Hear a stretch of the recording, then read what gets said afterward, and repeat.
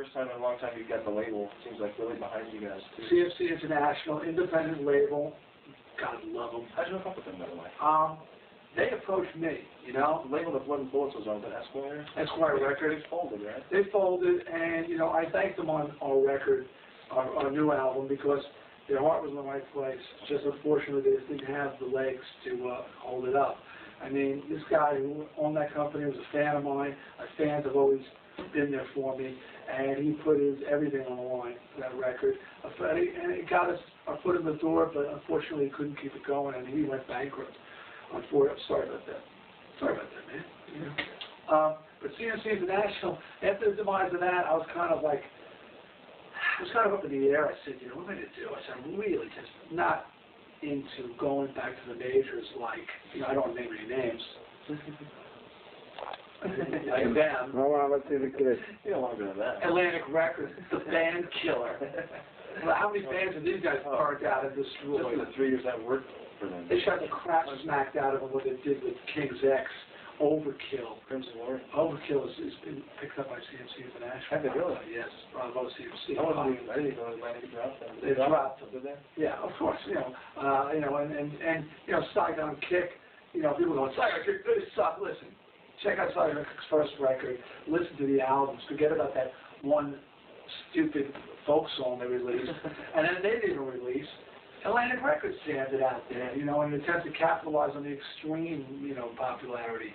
Mr. Big, you know, another band. I mean, there's tons of great bands that were on Atlantic that were originally actually on, like Megaforce. Yeah. You know, where they were being taken care of, and then Atlantic is just Megaforce left. All those bands Atlantic picked up after Megaforce left, and they killed them. But the point is, I was just like going, man, you know, they weren't coming to me, and I knew if I went to a major and I managed to get them to pick me up, they would just like put it out there and do nothing with it. I just said, you know, I don't want to do this again. I did it once with Twisted. I don't want to go through this again.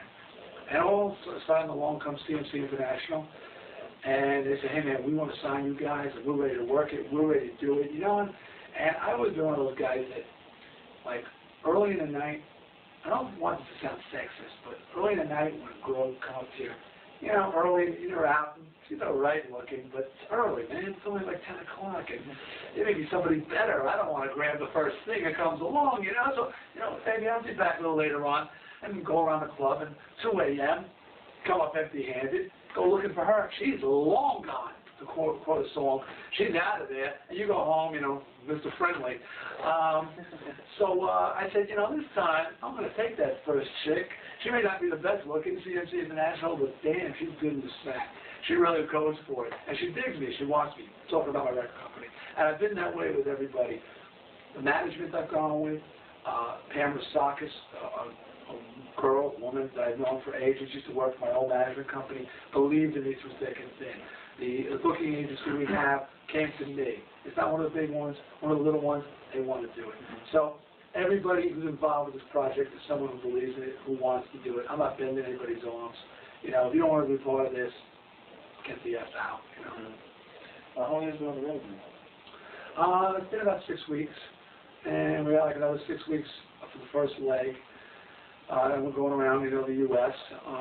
And then, you know, headlining clubs, that situation, going over to Europe, and then hopefully back in the summer to do some dates. We'll have to pick up a major tour, or we'll go back out and headline again. CMC's ready to work it. We're ready to work it. You know, whatever it takes. The new album, the songs of the new album are even seen in a heavier direction than what Blood and Bullets was. Yeah. Anything that's influenced that kind of returned back to the heavier stuff for you? Pain and suffering, misery, debilitating. Certainly, you know, I have my back against the wall. I've been through a lot of negative stuff, and it reflects in my music. And interestingly enough, I feel most comfortable with my back against the wall like this, like an animal trapped and fighting my way out. You know, I am the Jason in heavy metal. You know, they can shoot me, stab me, put an axe in my head, set me on fire. I'm going to stand up and go, you know, and can we do that on TV? Oh, this is cable access. Good. And go, fuck you. Exactly. And come back for more, you know. And so this is the Jason, this is the Friday the 13th, part 20 tour. You know, and that, and also I'm just I'm really into what's going on in the current metal scene. If you look back on my history, you know, I was pioneering ugly. I mean, Twisted was not a pretty boy band. We were not an LA band.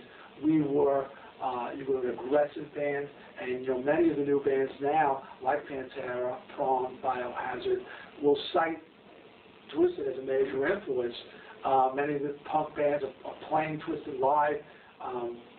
Broken Hope just covered a Twisted song on their new CD that's coming out. Captain Howdy, you know, so and that's because the 90s metal scene is steeped in aggression and attitude.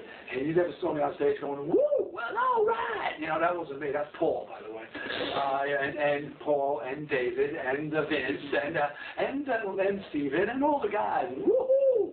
Yeah! You know, I was going, yeah! You know, I was pissed.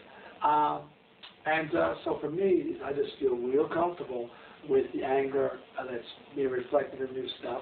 I do my own metal radio show. I was going to ask you if you were still doing that. Yeah, well, I'm on hiatus right now because I'm on the road, but hiatus, look it up, kids. It's in the book, H.I. something. Yes, it's in New York. But I'm developing it for syndicated radio. My agents have agents, yes.